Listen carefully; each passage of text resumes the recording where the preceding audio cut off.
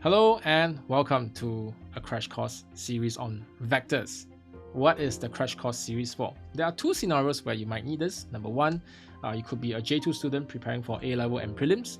So the most frustrating thing about self-revision is that when you get a question wrong and you read the solutions, but you just don't understand why, the steps are why they are. That's because you have some concept gaps.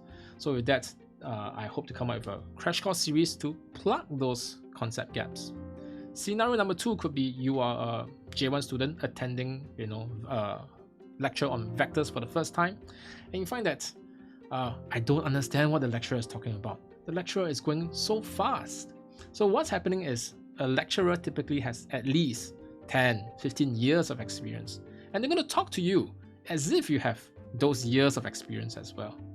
So they're going to assume that you have very solid foundation from, say, Sec 4 EMATS vectors.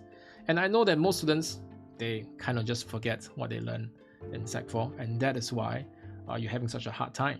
So again, this crash course series is positioned to address concept gaps in those areas as well.